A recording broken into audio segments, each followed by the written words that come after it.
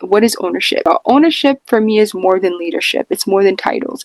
Ownership goes back, in my opinion, when it comes to media, when companies, at the end of the day, are companies, but the consumer is the most important. Fusion family, how are you? Hope everyone is doing well. If you're watching this video or if you come across this video, my name is Naomi. I am the founder of Fusion Magazine, a digital outlet that was created to represent the narratives of the global Black diaspora, from Africa to the Americans to the Caribbean and beyond.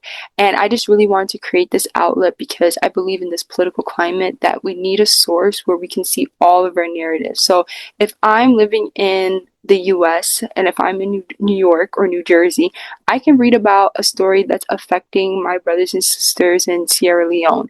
I could read about a story or a law that's impacting people who are living in Jamaica or even the hurricane. And this is just to really create this sense of unity within the global Black diaspora, so that way we are truly understanding each other's cultures and that our stories are being visible. And a little bit about me, I used to be a middle school English teacher. I'm from Jersey City, New Jersey. I also went to grad school, went to Syracuse University for my master's. And while I was there, I just kept thinking to myself, how can I diversify or enhance my resume so that way when I'm applying for jobs, she's still applying for jobs, I get to think to myself, okay, what is the best way for me to market myself? And I noticed that there was a need. And for me, I'm not really a fan of the word niche, if I'm being honest. I think when it comes to media, when it comes to representing narratives and creating visibility, there needs to be an emphasis on the word need as opposed to niche, because for need, I wanted to fulfill what I thought was a space I was lacking. And at Syracuse University is a predominantly white institution, and 8% of the students are Black at the university. And for me, when I read that statistic, I thought to myself, okay, what does 8% Black really mean? Because the diaspora and Black people are not a monolith. And that could be 8% of who, where. What about the Caribbean diaspora? What about the African diaspora? What about Black people from the South, from the North? We're so diverse. And I wanted to create a space where all of our narratives could be heard, but then also allowing undergraduates and graduate students like myself at the time to collaborate with each other. So that's why Fusion was birthed and created.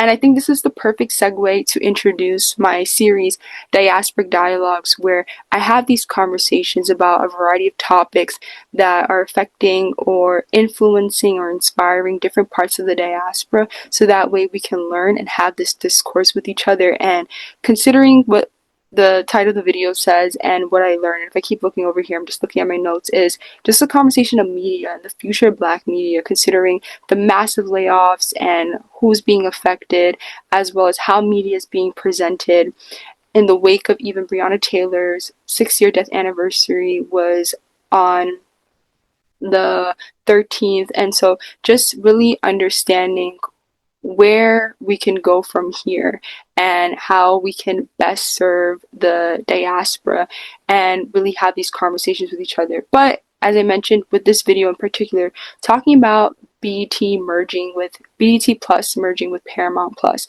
and what does this mean for the state and future of Black media. And one part I would like to say as far as Diasporic Dialogues, this is an ongoing series, so feel free to share any topic or conversation you would like me to cover. And so the first part, as far as media, BET Plus was just purchased by Paramount Skydance and will be merging the content on the subscription service with the flagship Paramount Plus. And this is set to begin in June. And this part of the beginning report of what I'll be sharing with you all is from Variety. So just wanted to disclose that as well. And I believe I saw this other report from NPR, which talked about Black media, or specifically media, the ownership, only 4% is Black owned. So even knowing BET in the history, BET hasn't been Black owned since 2001. And now let's get into that part of history. And we're just going to be going in a couple places, because even though that title of the Variety article did not mention Viacom also plays a role. So BET is a little bit of history or just reminders or knowledge. BET stands for Black Entertainment Network, and it's known for producing hit shows like Being Mary Jane, even 106 in Park, Miss Pat and Dion Cole, and the founder, Robert Johnson and Sheila Johnson, and specifically Robert Johnson, he became a billionaire in 2001, and he is the first black billionaire in America before Oprah. And this was after he sold BET to Viacom. So for this part here, he launched BET in 1980, and with an interview with Business Insider, Johnson stated, "I'm simply not focused on how to make a return on the money I earn each day." This is when he realized that essentially the money he had in his bank account, the profits that he made from BET, how can he scale and grow BET? And also his pockets. Okay. And there's nothing wrong with that, but just let's put that out there. And so what happened was it was bought for $2.3 billion. That's how he became a billionaire in 2001 by Mel Karmazin. Sorry if I mispronounced that. And he was the president and chief operating officer and president of Infinity Broadcasting. And then eventually he went on CBS. And the Los Angeles Times reported this back in 2001. He said, he received, and when I say he, this is Robert Johnson, this advice from a businessman named John Malone, who he was is the CEO of telecommunications. And I had to mention this. He is also a white man. And I just think, just a quick side note, when it comes to advice and money managing and growing businesses, I think there needs to be more of an emphasis, and no blame game here either, because I want to say I understand the sentiments and why he might have had to go and receive advice from, because imagine before this there wasn't a black billionaire in the US. He became the first. And how was he able to do that? He felt as though he needed to go console and receive advice from a white man who was also a billionaire.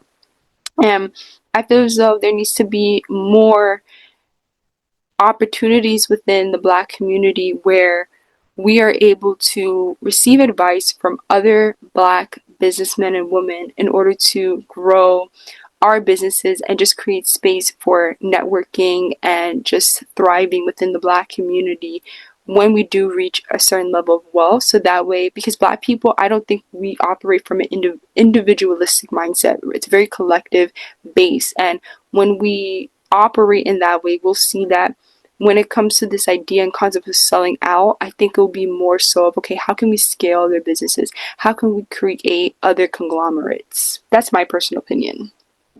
So from that now, Paramount Pictures. Let's go to Paramount Pictures after Viacom. Paramount Pictures was founded in 1914 by a Utah theater owner named W.W. Hodgkinson. And now the owner of Paramount Global is Sherry Redstone, who is an heiress and who's also Jewish American. I did feel as though I also needed to include that. And her grandfather was the founder of National Amusements, and this is the parent company of Redstone Media Empire. And the founder, who is the founder of Viacom, is Sumner Murray Redstone. So this is how Viacom comes into play. Now, Paramount Skydance is the Paramount Skydance founder is David Ellison, right? And he created Skydance Media in 2006. That's 20 years worth of growing Skydance, which is the company that purchased BET Plus. And currently BET is the company. So to preface this as well, BET is still going to operate in a sense of not necessarily black owned, because it has been black owned since 2001. But as far as the president, the new president is, which is a whole conversation with this too. The president is Louis Carr, and he became president, I believe, last year. And I'll double check my notes just to be sure.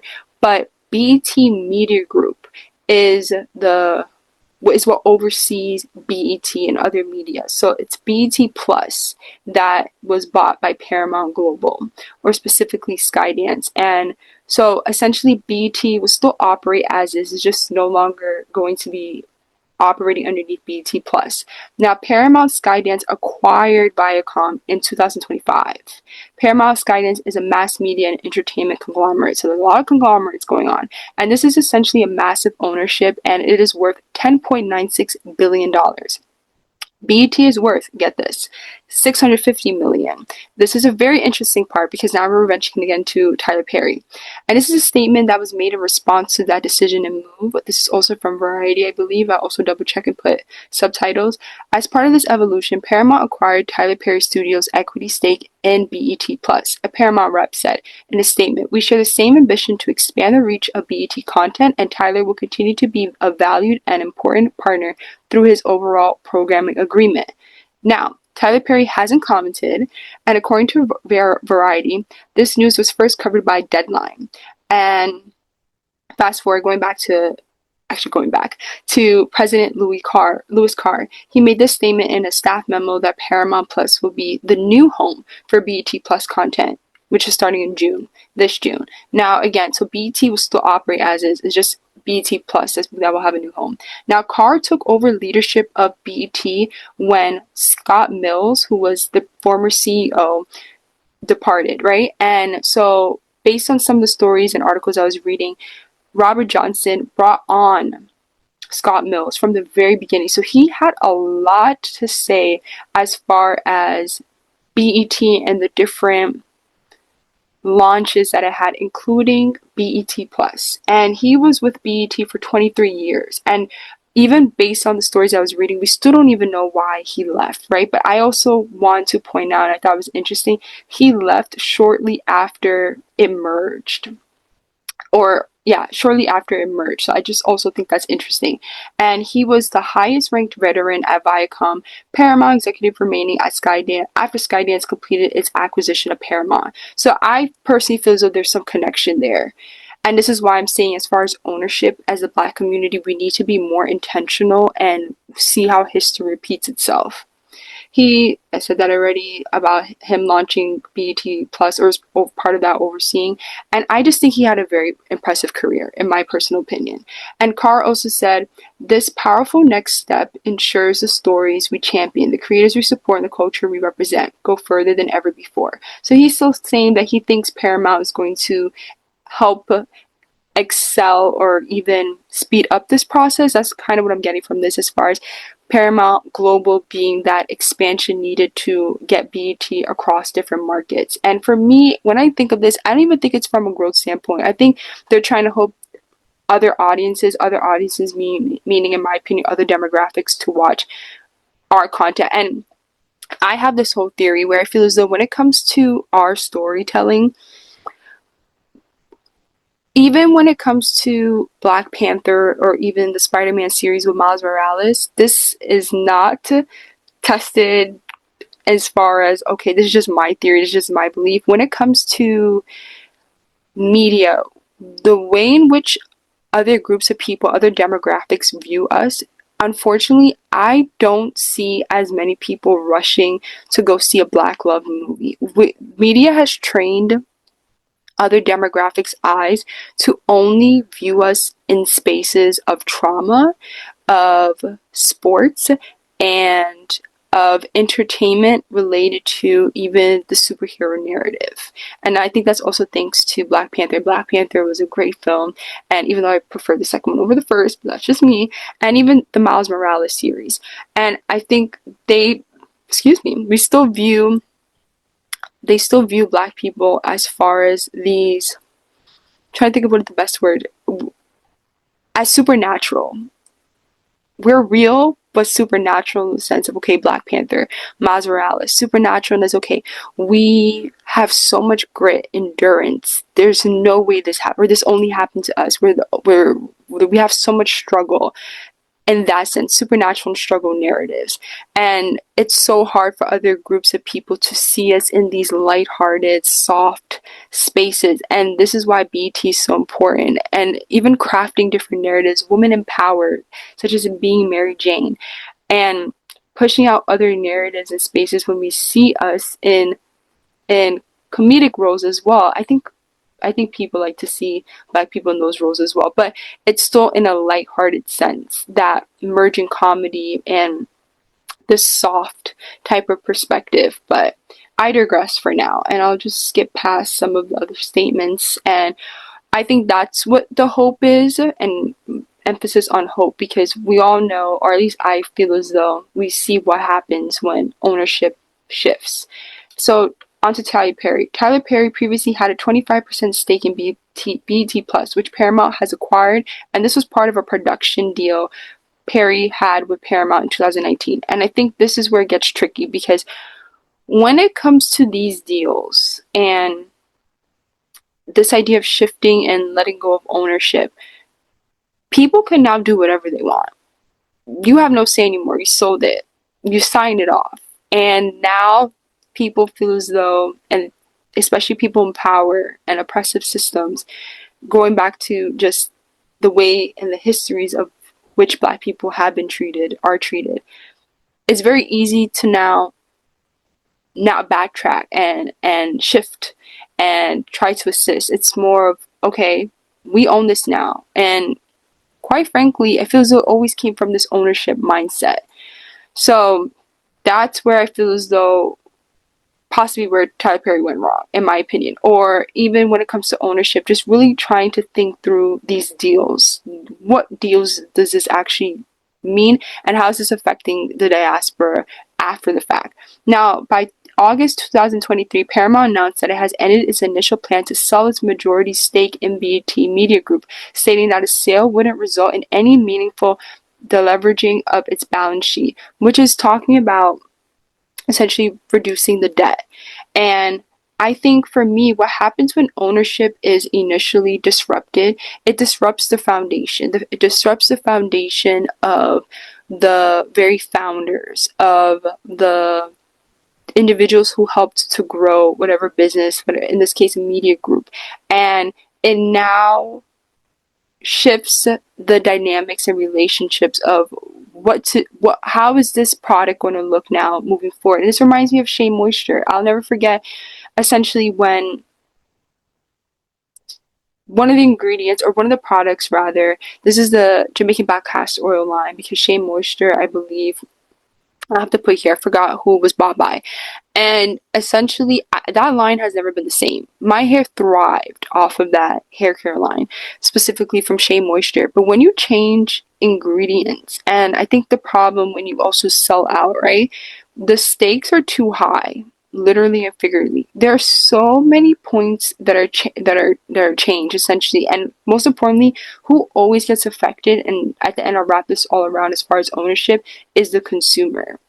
And Tyler Perry made this comment. I was disappointed about it for a number of reasons. This is when he initially did want to buy BET. So he's saying he was disappointed, and this is Perry shared at Bloomberg's Equality Summit, the Atlanta Journal Constitution. Sorry, this was per the Atlanta Journal Constitution. He said the way it happened was disrespectful in a lot of ways.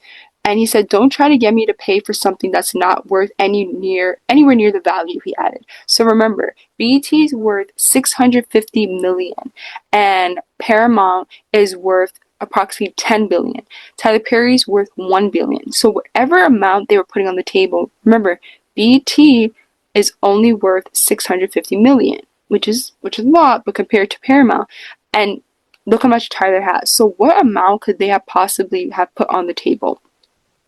Now, BET Plus currently charges approximately $5.99 a month, which is still according to the Variety report. Sorry, I keep checking to see if the mic is still on. And this is with ads, $9.99 without. This was launched in 2019, and this is around the time Viacom bought BET Plus, which then turned to CBS before Paramount Global. Sorry, this is when Viacom had purchased BET. And then Paramount charges $8.99 a month and $13 a month with premium.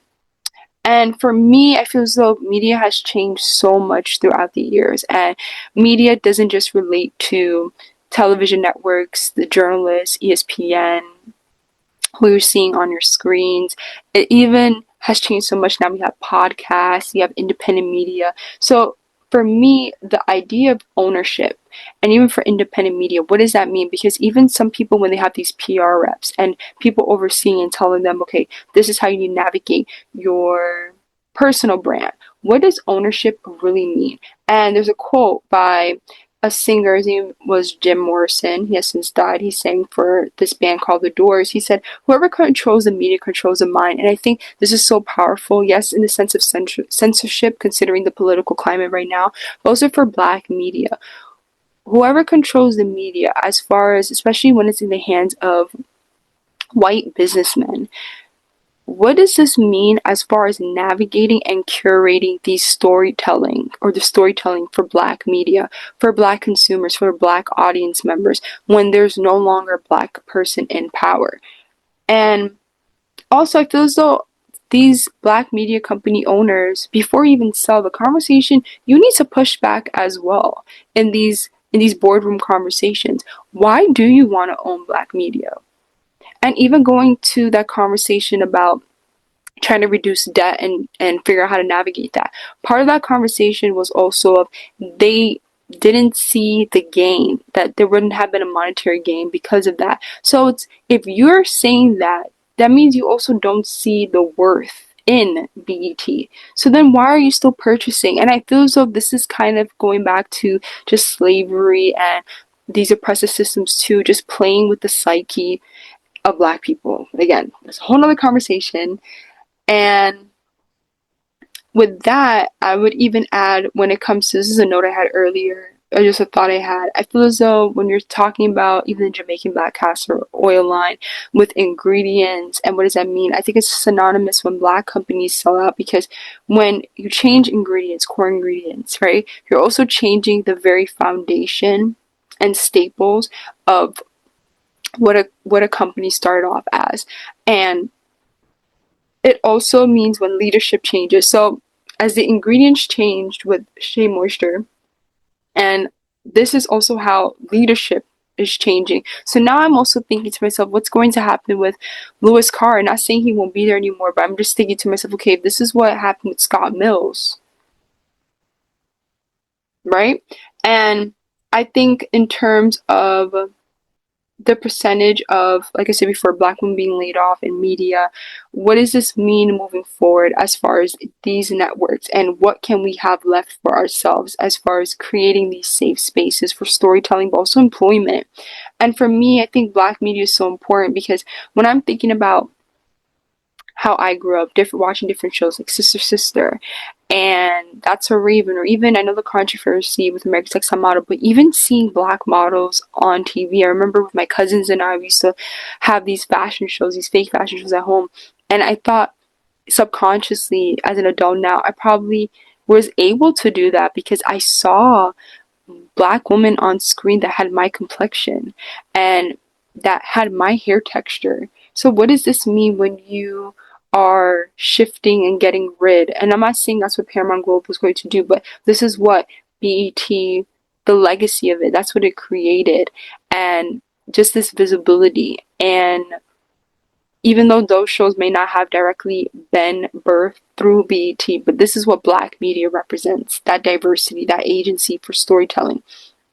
And even today, I don't know when I'm going to publish this, but I was thinking, today's the Oscars, and while I'm recording this beforehand, Ryan Coogler won for Sinners, and just thinking about the necessity and how important that win also is as far as Black media, Black storytelling at the very core.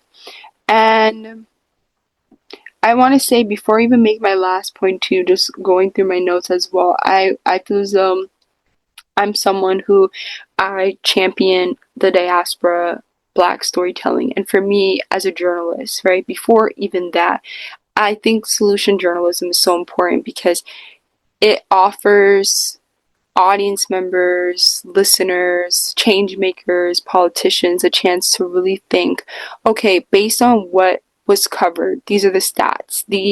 This is the way the journalists covered the story. This is what the interviews discussed and shared from a vulnerable state, or just from whatever was conveyed. Is how can we move forward based on what was written and covered? What solution can come out of this? And for me, before I even share some of the comments that were shared, is I think there needs to be a solution before selling out, or thinking to ourselves, why did you sell out? Did you sell it because you wanted more money? You wanted to be a billionaire? Did you sell out because, are you planning to use the profit to create more opportunities for Black actors and actresses? Maybe a school of some sort to set up scholarships for students of color to be able to study film. What is the true reason behind selling out? But before that even happens, I feel as though there is enough, in my opinion, black billionaires, and I'll share some with you here. We have Oprah, 3.16, right?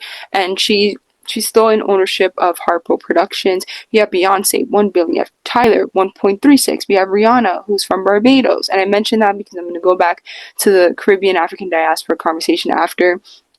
1.1 million. You have the richest African man, Aliko Dangote, I'm sorry if I mispronounced this, worth 23.9 billion.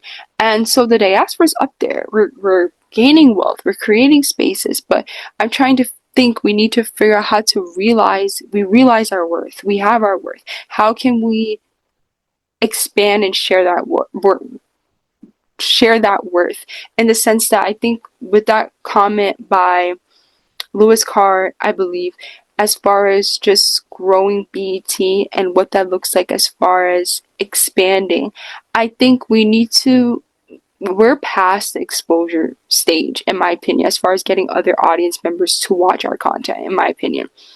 I think we need to focus on expanding, and that's why I created Fusion, expanding the diaspora, what it means, creating more inclusive spaces, even within our own community, where we can learn about each other's cultures. Because at the end of the day, when we look back at what Donald Trump said, making those comments about Michelle Obama and Barack Obama, comparing them to apes, a derogatory term that was said towards Michael B. Jordan and Delroy at the award show.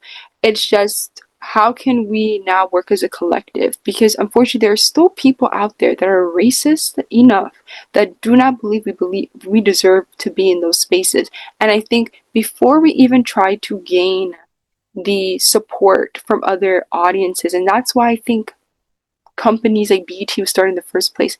For us, I think we need to remind ourselves our why and the for us mindset. It was always supposed to be for us at first because there wasn't a space for us.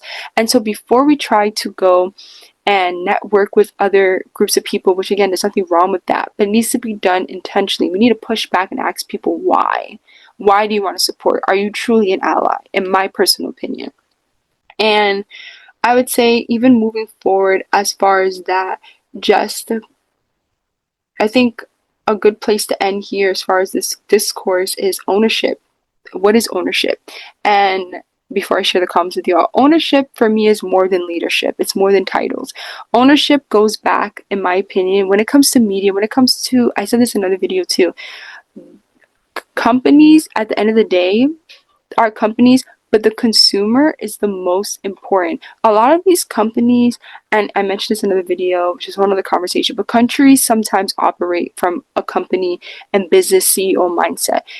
The most important part about a media company, a singer, a brand, is the consumer. It is the fan. And if you do not have fans or consumers, your brand, your band, whatever, is non-existent. We are so much more powerful than we think, and we have to demand that as audience members, as those engaging with this content. And I still have to say is ownership is for the consumer.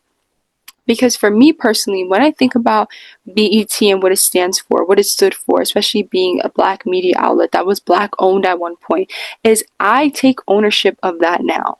I see myself. My story's being told. This is visibility. Visibility is a type of currency as well. It is a way of exchanging knowledge and showcasing what was fought so long for.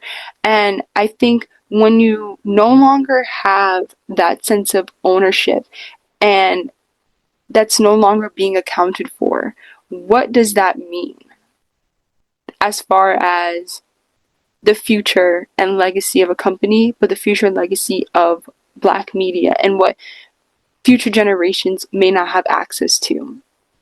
And for me, long story short, I think this was such an important topic to cover first as far as the future of Black media, knowing the 4% stat, and then also just my own media company, or anyone who's watching this. If you have your own media company, share your thoughts down below about the future of media. If you're a journalist, if you're someone in the media space, you're in PR, you're in advertising, what do you think should be the direction moving forward? I know I said so much in this video, so feel free to push back, share your thoughts. And kind of like what I mentioned before, I didn't really mention this specifically, but Fusion is a safe space, and it is called Diasporic Dialogues. We're supposed to be having these Diasporic Dialogues with each other. And I just want to share some comments with y'all before I close off the video. I know I said a lot. And one of the comments is from my TikTok. And this person said, the Black diaspora hasn't done anything to protect or aid FBAs, which is Foundation of Black Americans. I'll talk about that in a bit.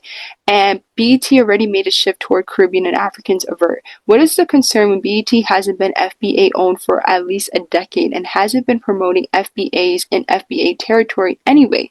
It's just like with Essence. It was given to non-FBAs and colonized by non-FBAs. Now the failure is somehow concerning, but not the colonizing and shifting away from the people who molded its purpose. This was very interesting. And a little backstory. Foundational Black American was coined by Tariq Nasheed in 2019, who was a film producer. He's an artist and author, along with other accolades. And this term is related to describe descendants of enslaved Black people who played a crucial role in building the U.S. And this even goes to the comment Shabuzi made a while back, and people felt that comment was very controversial considering his Nigerian background. But what does that mean as far as not diminishing the experience of Native Americans and Black Americans who were in the country and built America, but it's very, again, going back to the whole Diasporic Dialogues conversation, the different viewpoints and how the diaspora feels collectively, but also separately and just torn on this issue. So there was that as far as understanding that. And then someone else said BET stopped being Black a long time ago, and then we need a Black-owned social video. Someone else said, I think we need a Black-owned social video platform. And so going back to the Foundational Black American comment, which I thought was very interesting. So BET Africa launched in 2015 and BET Caribbean through the Caribbean Music Awards.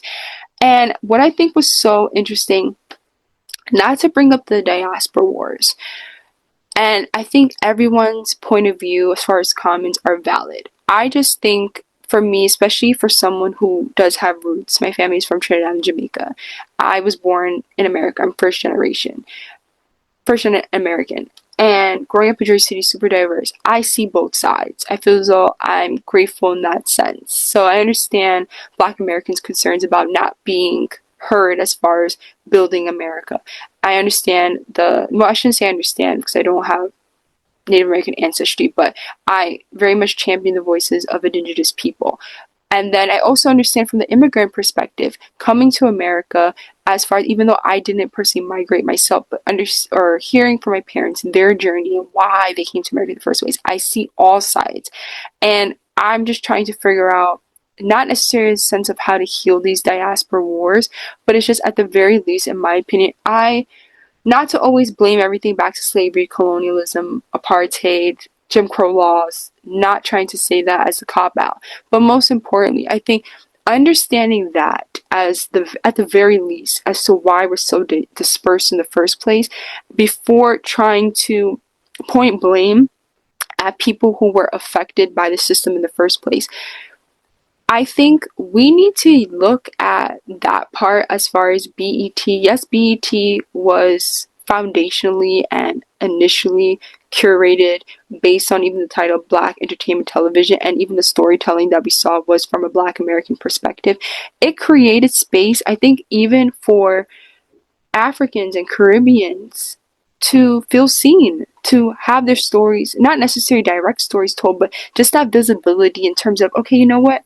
I am getting my hair done today, even though I'm Nigerian.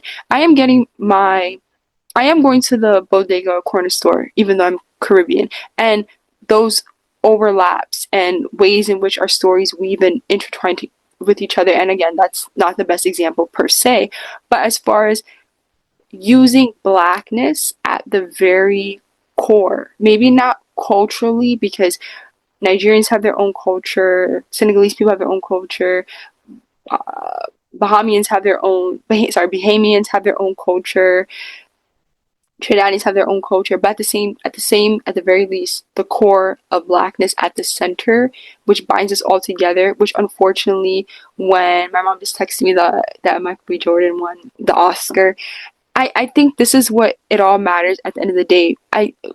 Going back to blackness, rooting for each other when you see a black person win, because when we still live in a day and age where racism is still rampant, unfortunately, we need to be our brothers and sisters, my brother's keeper, my sister's keeper, the diaspora's anchor, to support each other truthfully, authentically, genuinely, to the very end. And I would say all this to say is, and I think that's the beautiful part when it comes to music. And I think people talk about how music brings people together, even though you don't know what people are saying. Food does the same thing too. But what's so beautiful about music, which I wish media could replicate, if we could just nail that. I feel as though people forget, not necessarily forget, but no one really brings up the fact that Rihanna was born in Barbados anymore as much, in my opinion. We just see a Rihanna Fenty, right? People want to get her back on the music game, but even I just learned ASAP has a father. His father was from Barbados, and his mother has Guyanese ancestry. I literally just learned this. And when we think about Nicki Minaj, I know she has some controversy right now, but no one brings up the fact that this woman's from Trinidad. She was born in Trinidad at that, which is the crazy part to me. We all know why it's crazy. We'll talk about it in another video. Even Busta Rhymes has parents from Jamaica. So it's just, I think people just listen to the music and the artist before even doing, not necessarily the whole entire research. Even, I think, yeah, people might joke around, okay, Drake's Canadian, but for the most part, people are just vibing. We need to do the same thing when it comes to media and storytelling. There's so many times I go to different screenings or I watch movies and I see so many white people, or a good percentage, showing out to watch these African films, to go listen to Caribbean dialogues from different authors. We need to go out when it comes to different media. Do you know when people went to go watch Sinners? And this other film, I'm kind of blanking right now because I really wanted to watch it, but I wasn't able to. My Father's Shadow. How many people from the diaspora went to go show out for that? We need to hype up media the same way and be as, not necessarily pushy, but as supportive in that space. Because at the end of the day, yes, visibility is in music, but visibility, especially when it comes to media and seeing each other, not to say that's more important, but that is such a great way, I think, to really break down those stereotypes and diversions within the diaspora through those physical manifestations of storytelling, in my personal opinion. But I know this was a long conversation. I don't know how long this video is going to be, but let me know what you guys' thoughts are based on this. But long story short, I think my whole entire thoughts on this merge and essentially Paramount purchasing or buying this from, buying the BET Plus platform from Tyler Perry, is that there needs to be a safe net and pool for Black creators, media representatives, entrepreneurs, businesswomen, businessmen to have, so that way selling out is no longer the solution, but instead it's a way to support each other and say, okay, you know what? Let's all come together and buy this together and keep it Black owned. That's my personal thoughts. But I'm curious. Let me know what you guys thought about this. What other topics you would like for me to cover on here. If you're not following, go follow, okay? Because we're on Instagram, we're on LinkedIn, we're on Substack, we're on TikTok, we're on YouTube. And it'll be really nice to just keep this Diasporic Dialogues going. Fusion covers other topics. We have other series that's going on too, so it'd be nice to get you all involved and let me know what kind of content you would like to see as well. But most importantly, thank you all so much for watching and supporting thus far. Fusion was founded in 2024, so we're hitting almost 2 years, and before this ends, stay tuned for your dose of the diaspora. And I'll see you all in the next video. Check y'all next time.